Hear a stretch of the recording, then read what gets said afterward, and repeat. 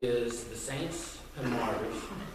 As I mentioned, we're in Revelation chapter 14, and as with all of these studies, we may or may not make it through the entire chapter. Brother Robinson focused on verse 1 and then 6 through 20.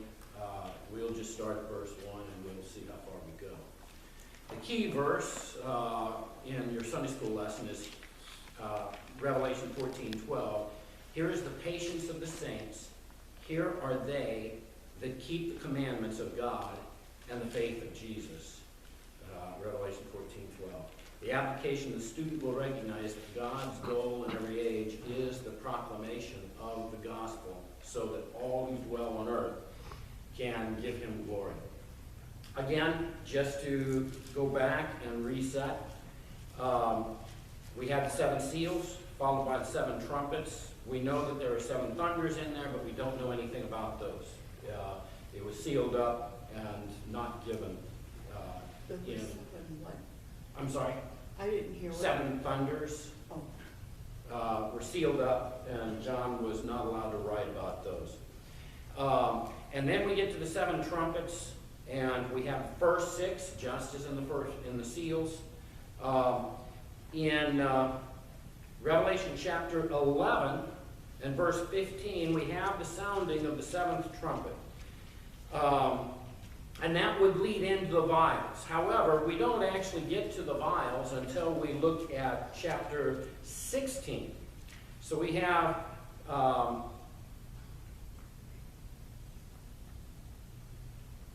15. We've got 4 chapters in between. You have to count, make sure.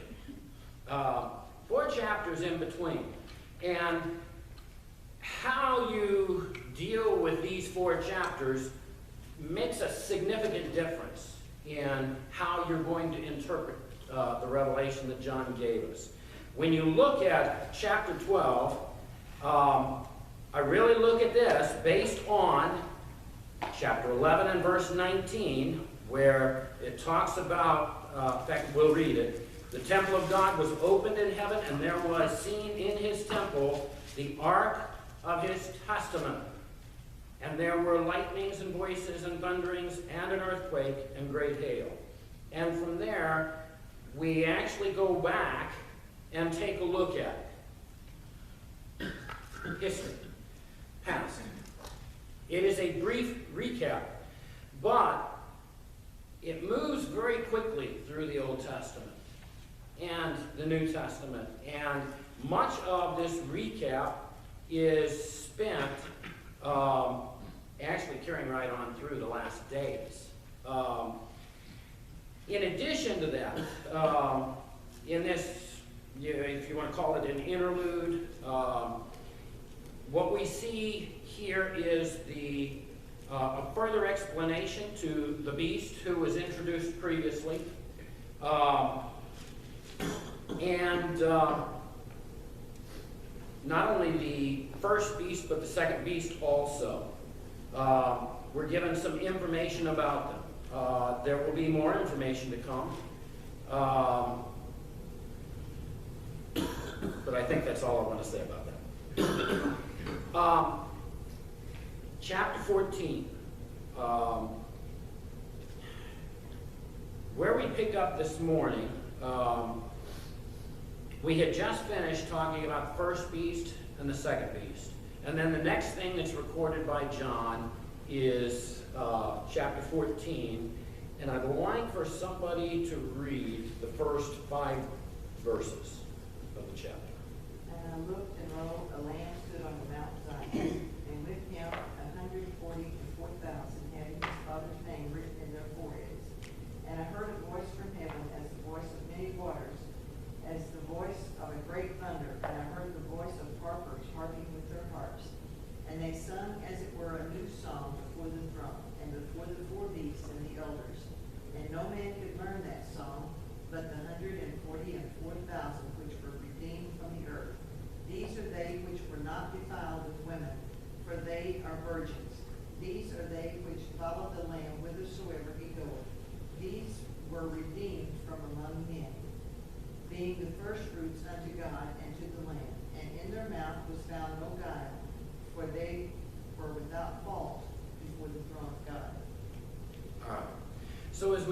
to chapter 14.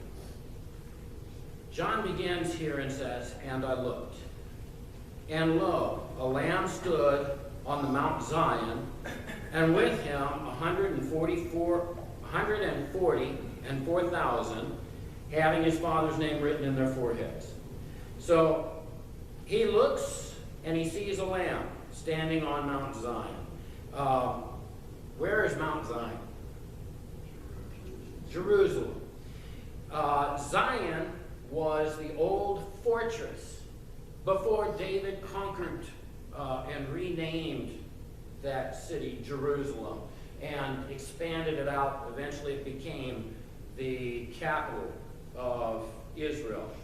But it was Zion, which was a fortress, and I believe it was built up on the hilltop there, which likely was, well, I'm not going to speculate.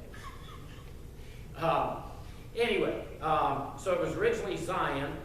Over time, Zion, or Sion is how it's termed in another location or two. Over time, it became synonymous with Jerusalem as a whole, not just that fortress city, but Jerusalem as a whole.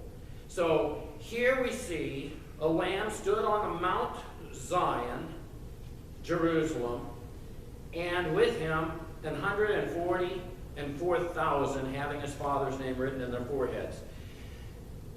So we see here not only the lamb, and we're introduced to the lamb earlier in this, in chapter 5, I believe it is, where we have the sealed book, and they look throughout heaven to find someone who's able to open the seals.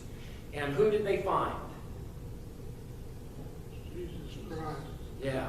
The description given is the Lion of Judah as a lamb slain before the foundation of the earth.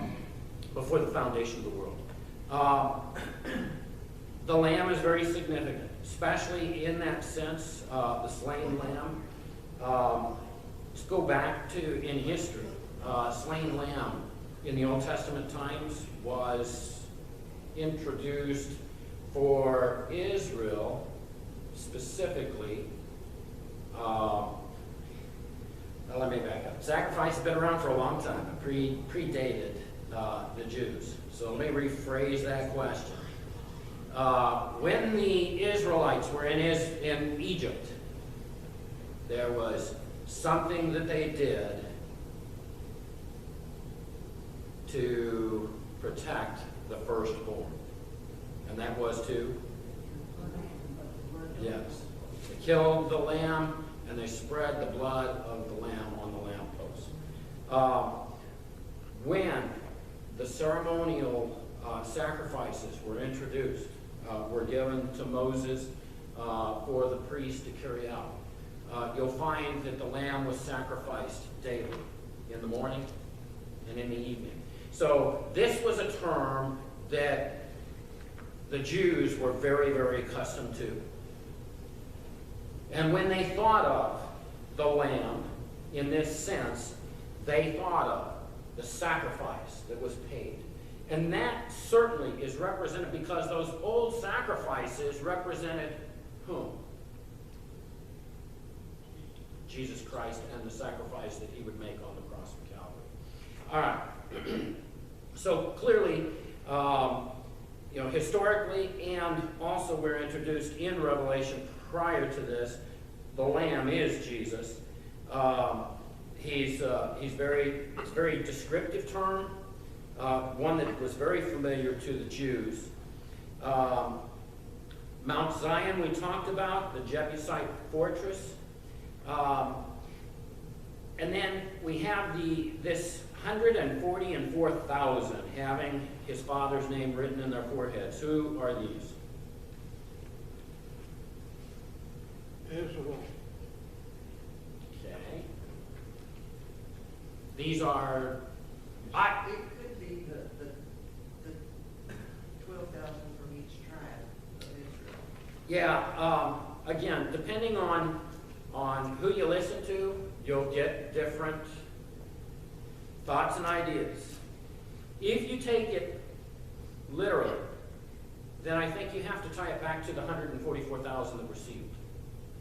12,000 from each tribe. There are those that spiritualize it and say 144,000 is not 144,000, it's multitudes. It was not significant of numbers. I'm more comfortable with this is very specific. If that's so, why didn't they Use that. why didn't they use that back when they Previously. sealed the 12,000 and afterwards there was multitude? There are those that say this is a different 144,000 and that the number is not significant. Now, they didn't give any reason behind it. So I don't know what their thought process or the reason. I'm just telling you, there are those. There are different thoughts. All the way through Revelation, there are many, many different thoughts on many, many different, parts. So there is one truth. Okay, I will say that there is one truth. God knows it, and we need to study to learn it. But yeah, I'm sure there are different thoughts and ideas.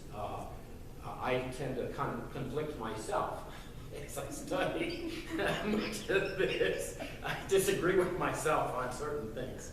So I will just say that I am very comfortable. I do believe this is the 144,000 that was specifically called out and mentioned in detail as to 12,000 from each of the tribes and the tribes named.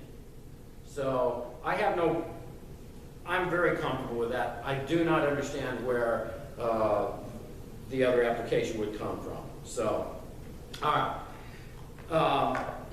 You'll have to study it for yourself. But to me, it makes perfect sense, literal. These 144,000, the last piece says, having his father's name written in their foreheads. Now, last week, we looked at the beast, the first beast and the second beast, in verse 15 of chapter 13, and this is the second beast, the false prophet, and he had power to give life unto the image of the beast, that the image of the beast should both speak and cause that as many as would not worship the image of the beast should be killed. And he causeth all, both small and great, rich and poor, free and bond, to receive a mark in their right hand or in their foreheads. And that no man might buy or sell, save he that had the mark or the name of the beast, or the number of his name. Here is wisdom, let him that hath understanding count the number of the beast, for it is the number of a man, and his number is 666. So in chapter 13, we're told that there is a mark given. It's the number of the beast, and that number is 666. Now, again, there's a lot of different thought on that too. But what we see is a mark that's in the hand or on the forehead.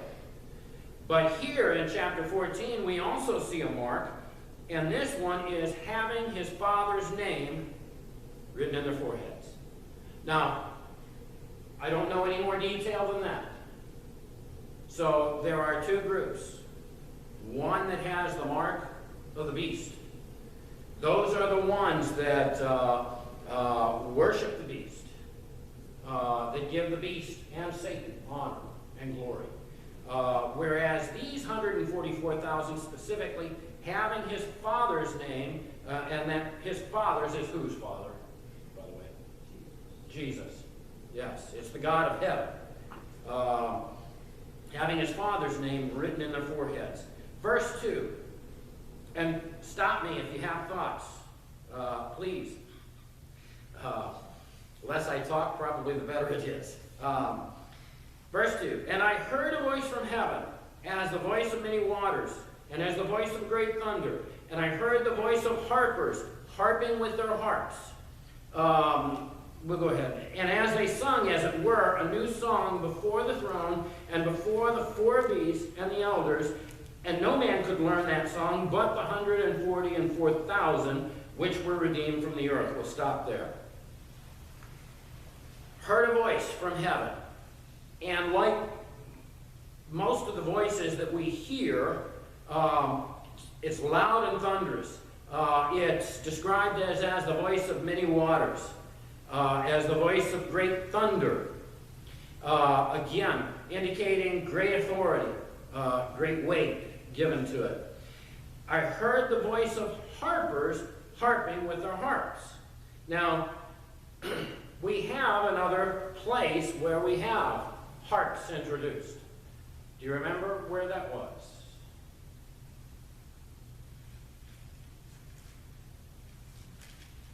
Back in time.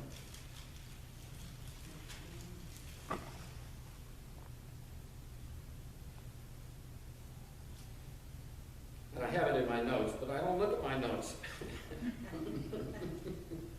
Well,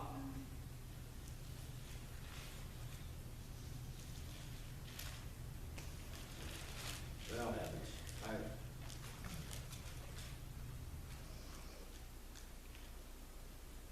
How about 5A? I looked at my notes. And when he had taken the book, the 4 beasts and 24 elders fell down before the Lamb, having every one of them harps and golden vials, full of odors, which are the prayers of the saints. Are these 24, I think it says here, well, it doesn't give a number. I heard the voice of harpers harping with their harps. Are these the same harpers as we see back in 5 and 8? My guess is it is. And if that is the case, then it would be the 24 elders, along with the 4 living creatures, also referred to as beast. But again, I want to clarify that's a different word that's used there to describe these 4 as opposed to the 2 beasts, the Antichrist and the false prophet. All right. So, we have here harpers harping with their harps. I imagine that that's where a lot of people have in their mind that we will sit around and play our harps and sing. That's not necessarily the case here. Verse 3, and they sung, as it were, a new song before the throne and before the 4 beasts and the elders. So there is singing that's going on, and who's doing the singing? I think it's the 144,000. There was one commentator that thought that it was the harpers that were singing. But here it says they sung, as it were, a new song before the throne and before the 4 beasts and the elders. So I think it was the 144,000 that sang. They sang before the throne. Now, where were they? 144,000? No, on Mount Zion. Yes, yes, on Mount Zion. We're already told that. So they're singing. So when it says before the throne, what's it telling us? When we sing praises, who are we singing before? To God. We're singing to God. We're singing before his throne. Does he know? Does he... Who's it for? It's for him. It is a witness to those around about us. But it's first and foremost unto God. I could go down a lot of other paths. It was the 144,000 that were singing. Yeah, I believe this is telling us it's the 144,000 singing. And it says here, the last part of verse 3, and no man could learn that song but the 144,000 which were redeemed from the earth. Now, we have songs, other songs, that are given in Revelation. We have other songs. In fact, we've got a whole book of songs that was given to us. Actually, there's several of them. But one in particular I think of is Psalms. Yes. Those were songs that were sung. We oftentimes don't think of them in such a way, but that's exactly what they were. But there are many. The sea, they sung a song. Miriam led the women in singing a song. And we're given in many of those the words to the song. But this particular one is not given to us. Why? This was a song that was specifically for these 144,000. And who can sing a song of salvation? Anyone that says it. Anybody can sing it. However, to sing it and understand it and know it requires salvation, that salvation experience. This is a song specific to that, to these 144,000. Verse 4, these are they, going back to the 144,000. These are they which were not defiled with women, for they are virgins. These are they which follow the Lamb whithersoever he goeth. These were redeemed from among men, being the firstfruits unto God and to the Lamb. And in their mouth was found no guile, for they are without fault before the throne of God. So tell me about the 144,000. What does John give us here? First thing? Pure. They were pure. So, what does that mean they were pure? And where do you get that they were pure?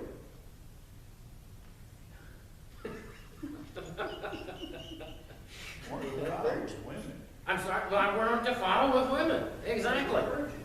Yes. Yes. Now, why is that important?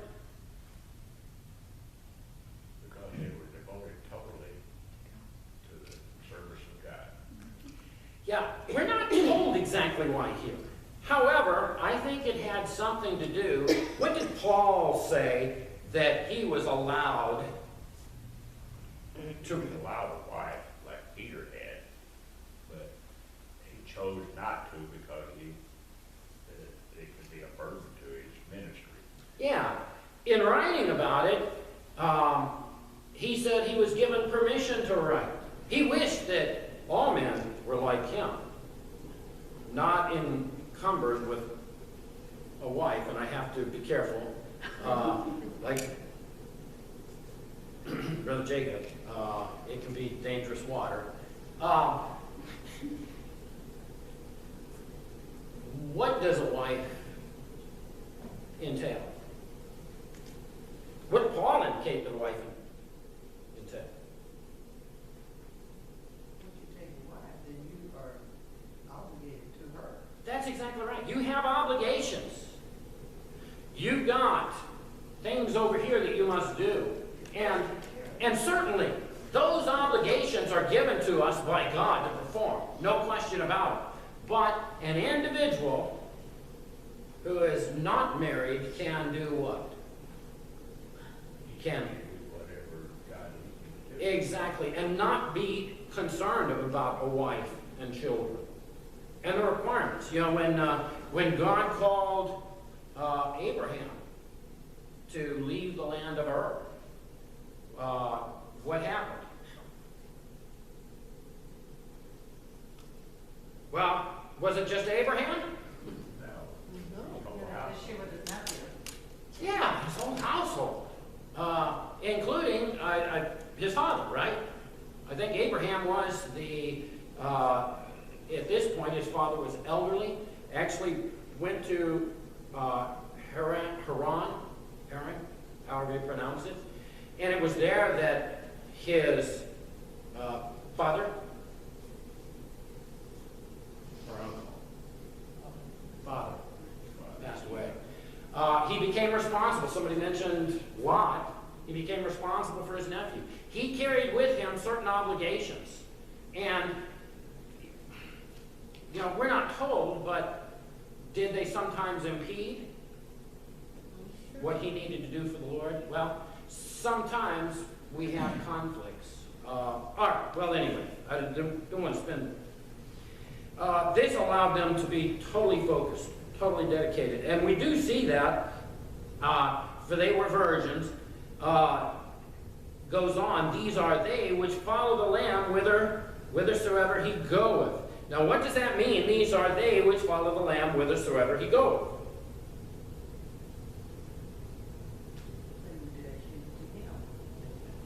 were dedicated to him, wherever he was, spiritually, physically.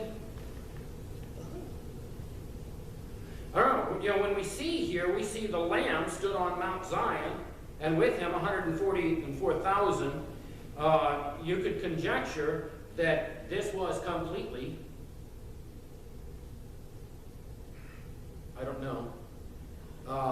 There are some that would argue that it's more than just spiritual, but in all ways followed as they were led. And again, anybody that would like to jump in and unbury me, feel free. These were redeemed from among men, being the firstfruits unto God and to the Lamb. So, what's this telling us? You see how I keep doing this? I keep throwing you guys on the spot to sort of help bail me out. What's this telling us? These were redeemed from men, being the firstfruits unto God and to the Lamb. Redeemed is the meaning of the whole scripture. Yep. Redemption. And to be redeemed means to be bought back Yes. at a price. Yep. And so they were bought by the blood of the Lamb of Christ. And they belong to him, as we do now. Yep. And being the first fruits unto God and the Lamb, they were among those that God redeemed. Yep. That first fruits. Let's go back to the Old Testament. What's the example of first fruits? You're going to say something. I'll just jump in. I'm all in it. So. Well, I think in context that this is, and this is my opinion. Obviously, I think chapters 12 through 15 is God's testimony. He starts with Israel and how he brought her out, and he goes to Christ and so forth, and we're down to the point just before the vials, which is in the next chapter. And this first fruit, to me, I think coincide with the first fruit that came forth from the graves when Jesus arose, and then in conjunction with the two witnesses when they were called up, because they were just before the rapture. And that's what you find as you go on through the rest of this chapter, is it talks about the first fruits and then the harvest, and then the next chapter is the wrath.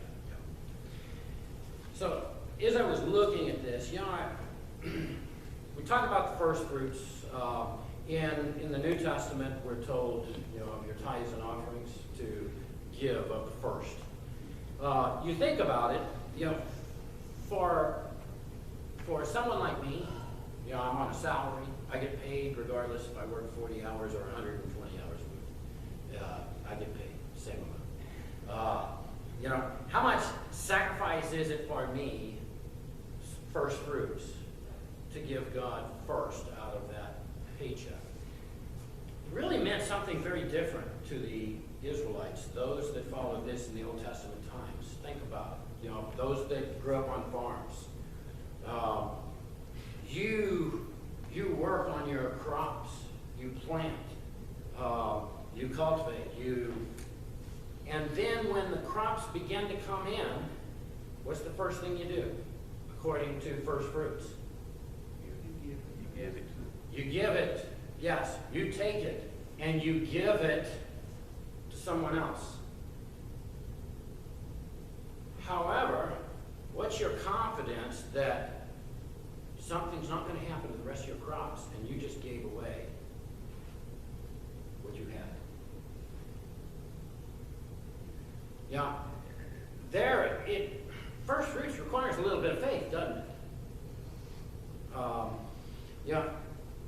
These were faithful individuals, but also individuals having faith.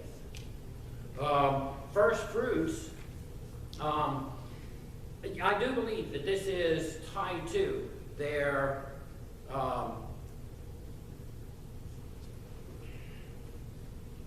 them being the first to be raised. And as we will see in the latter part of this chapter, we come to the harvest, and the harvest has been spoken of throughout the Gospels in prophecy of that end time, including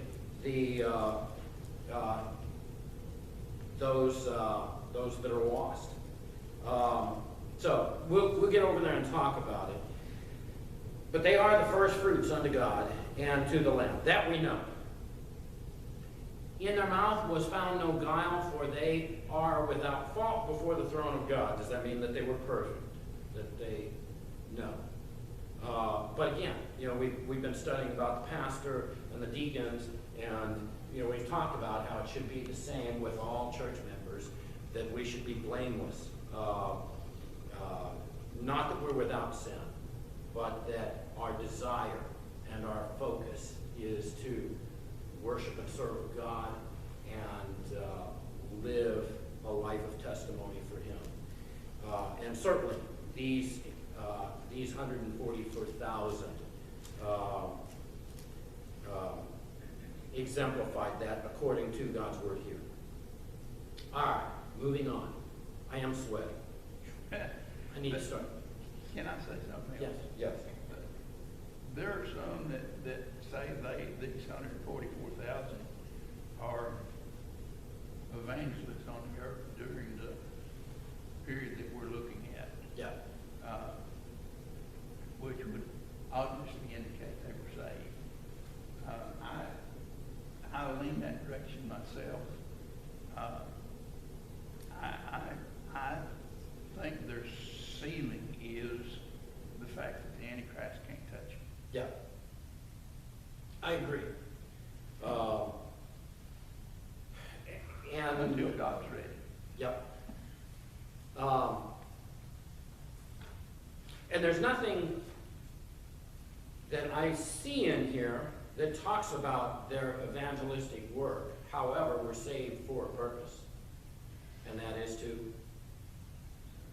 serve God, and that includes sharing the gospel of Jesus Christ. So, all right.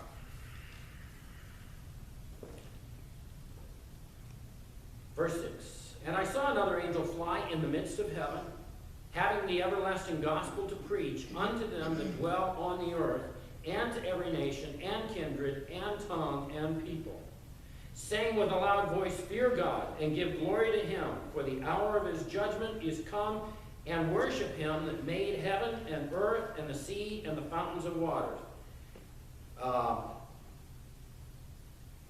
So what do we see here? Well, we see another angel. And what was he doing? He was preaching. Yeah. Here it says that fly in the midst of heaven. He has the everlasting gospel to preach unto them that dwell on the earth, to every nation, kindred, tongue, and people. What does that tell you about his ministry, his sharing of the gospel? Everyone. Very public. It was for all to hear.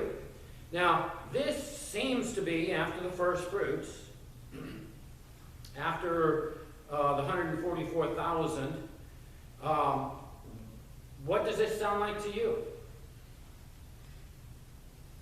No man can say they haven't heard. No man can say they hadn't heard.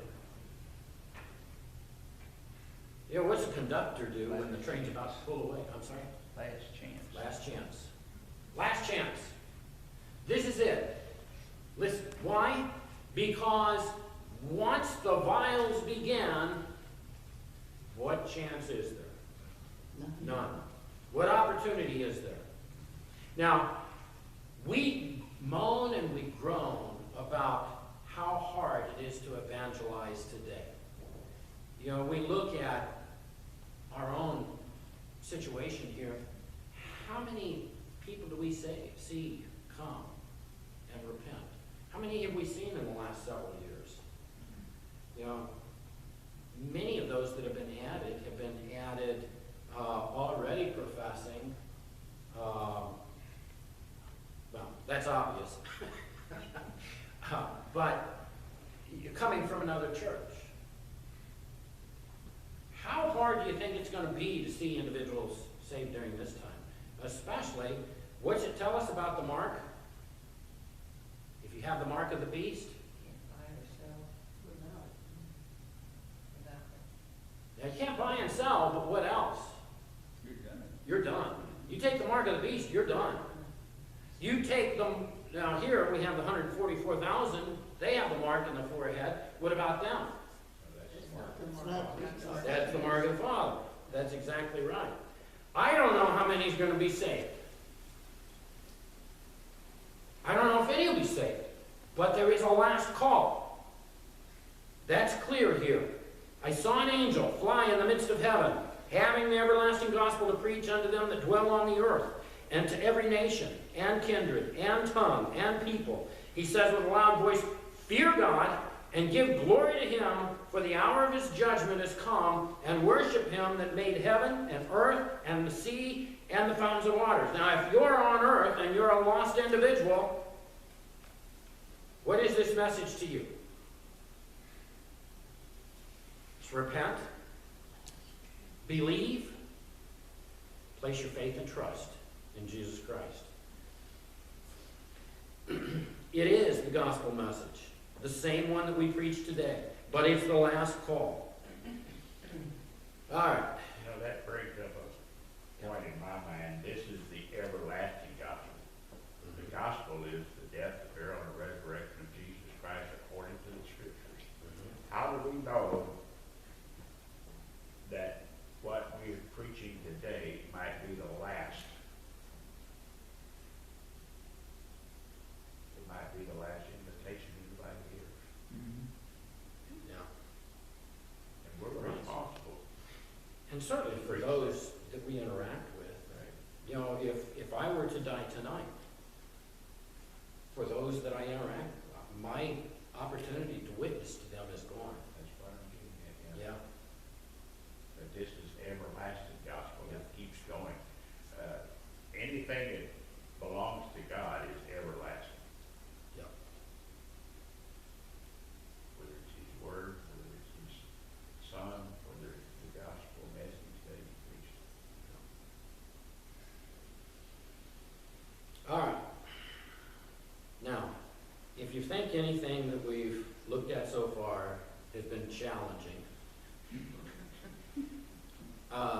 we just keep getting deeper. So, beginning in verse 8. And there followed another angel, saying, Babylon is fallen, that great city, because she made all nations drink of the wine of the wrath of her fornication.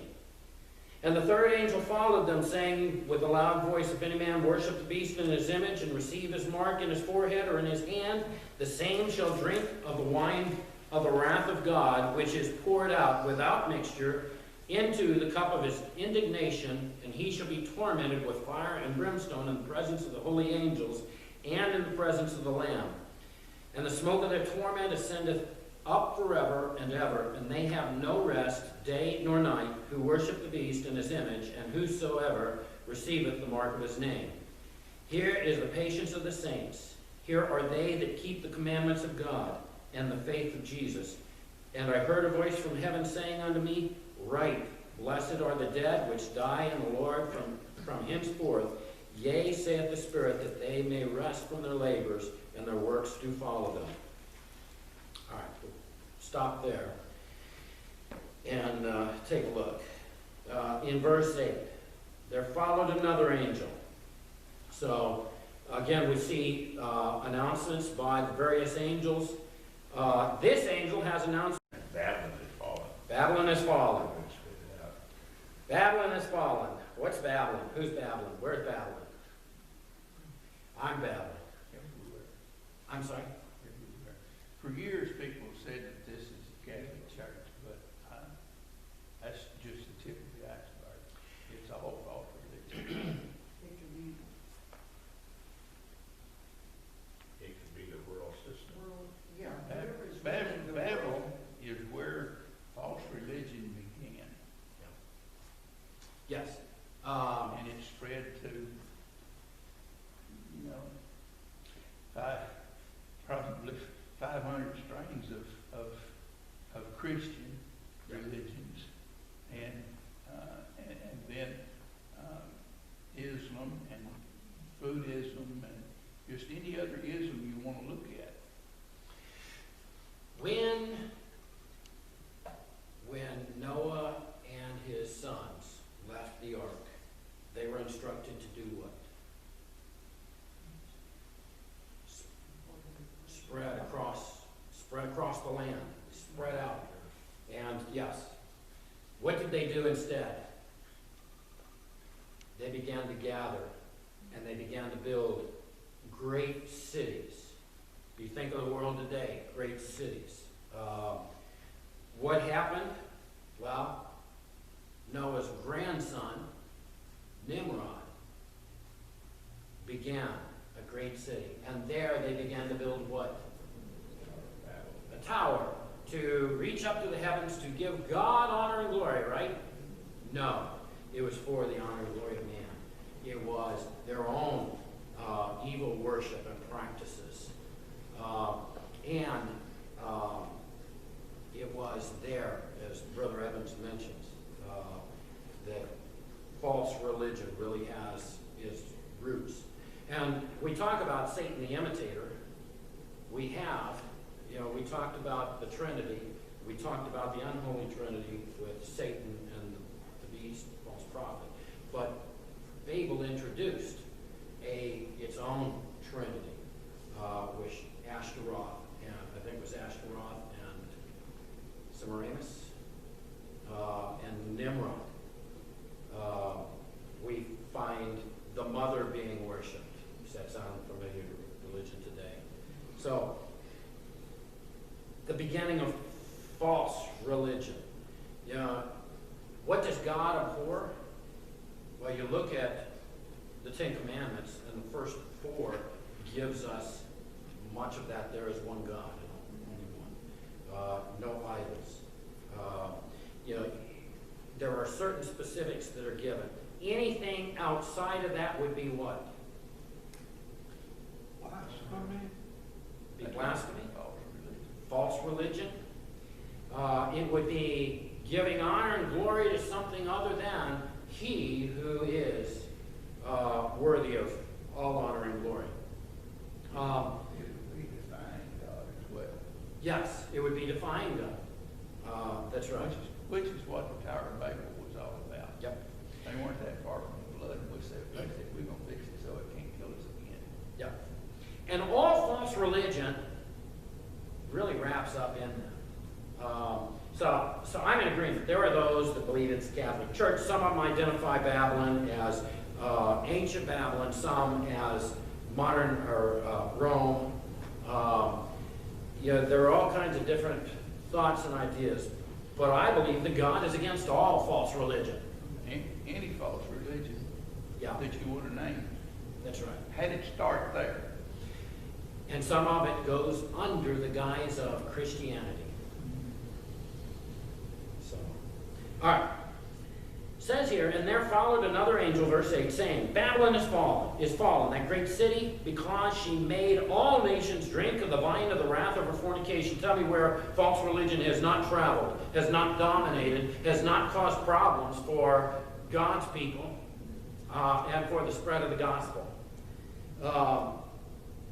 Verse 9, and the third angel followed them, saying with a loud voice, if any man worship the beast and his image, and we were introduced to that back in chapter 13, the beast is the Antichrist, and his image was that idol that was made, that both, it says the image should both speak and cause that as many as would not worship the image of the beast should be killed. So it says here, the third angel followed them, saying with a loud voice, if any man worship the beast and his image, and receive his mark in his forehead or in his hand, the same shall drink of the wine of the wrath of God, which is poured out without mixture into the cup of his indignation. And he shall be tormented with fire and brimstone in the presence of holy angels and in the presence of the Lamb. So here there is a judgment that's given. If any man worship the beast and his image, and receive his mark in his forehead or his hand, he shall drink of the wrath of God. Now this is something that here says it's to come. And again, we talked about it. I believe that the vials are what's truly the wrath of God. Not the trumpets, not the seals. 6 minutes. And it says here, which is poured out without mixture into the cup of his indignation. What's that tell you? Well, the custom was when you had grape juice, it was full strength, and they would usually dilute it with water to make it go farther. Yeah. Yeah. And here is undiluted wrath of God. Undiluted wrath of God. So whatever you have seen, you know, the wrath of God, name some occasions of the wrath of God. Sodom and Gomorrah. Another one. The flood. Korah. You know, when the ground opened up. And, you know, the wrath of God. This is no bars hold, is that the phrase? This is just... Yeah, it's just like Unbelievable. Homer said, I mean, It's unbelievable. up to this point, the things that's been happening, God did. Yeah. I mean, Satan didn't do this, God did. But now, we're up to the point where he says, okay, here's full strength. Yeah.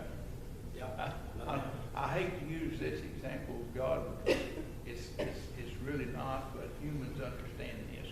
Now I'm really mad. Yeah. Yeah. This has been prophesied down through time.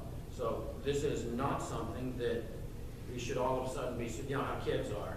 You warn them, and you warn them, and you warn them. You tell them this is what's gonna happen, and then all of a sudden it happens, and they act like, I didn't know that was gonna happen. There's no reason for surprise or shock, but there will be. It says here, which the wrath of God is poured out without mixture into his cup of indignation, and he shall be tormented with fire and brimstone in the presence of the holy angels and in the presence of the Lamb. Verse 11, and the smoke of their torment ascendeth up forever and ever, and they have no rest day nor night who worship the beast and his image, and whosoever receiveth the mark of his name. Here is the patience of the saints. Now, we saw the saints, those that have been martyred under the altar, and what were they asking for? Yes. Here's the patience of the saints. Here are they that keep the commandments of God and the faith of Jesus. And I heard a voice from heaven saying unto me, Write, blessed are the dead which die in the Lord from henceforth. What's henceforth? From now on. Yea, saith the Spirit, that they may rest from their labors, and their works do follow them. These are individuals who have been tormented in this life. And yet, Brother Jacob just mentioned this a time or two, that there's coming a time, actually I don't think it's that far away, that the church will have to worship underground. yeah, But what's the church's responsibility? We still have to be a witness.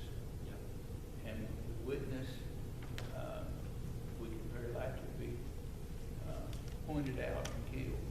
yeah, yeah, absolutely. Blessed are the dead which die in the Lord from henceforth. Yea, saith the Spirit, that they may rest from their labors, and their works do follow them.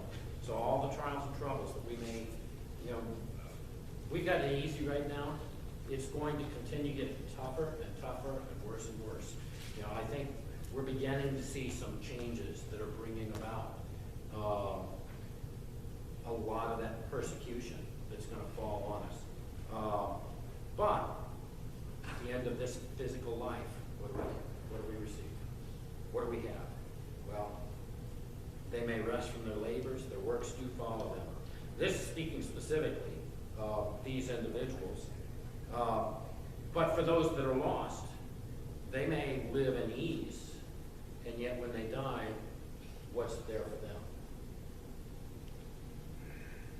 That torment that was described above. All right, real quick. And I looked, and behold, a white cloud, and upon the cloud one sat like unto the Son of Man, having on his head a golden crown, and in his hand a sharp sickle. And another angel came out of the temple, crying with a loud voice to him that sat on the cloud, Thrust in thy sickle, and reap. For the time is come for thee to reap, for the harvest of the earth is ripe. And he that sat on the cloud thrust in his sickle on the earth, and the earth was reaped. What's that description of? The rapture. It's the saved being raptured out. Now, if that's the rapture, then verse 17, and another angel came out of the temple, which is in heaven, he also having a sharp sickle, and another angel came out from the altar, which had power over fire, and cried with a loud cry to him that had the sharp sickle, saying, Thrust in thy sharp sickle, and gather the clusters of the vine of the earth, for their grapes are fully ripe. And the angel thrust in his sickle into the earth, and gathered the vine of the earth, and cast it into the great winepress of what? The wrath of God. And the winepress was trodden without the city, and blood came out of the winepress, even unto the horse bridles, by the space of 1,600 furlongs. What is this descriptive of?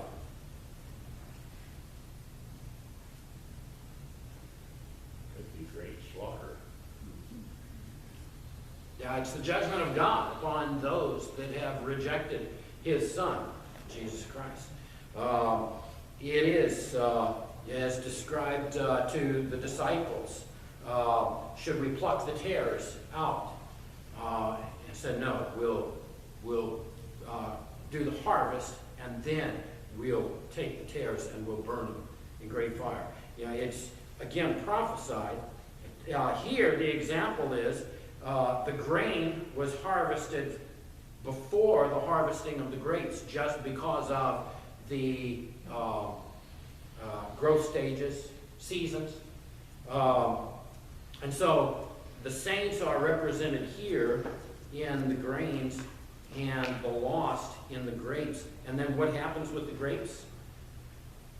It says they are fully ripe. In other words, it's beyond. And they are put in the winepress to be trodden.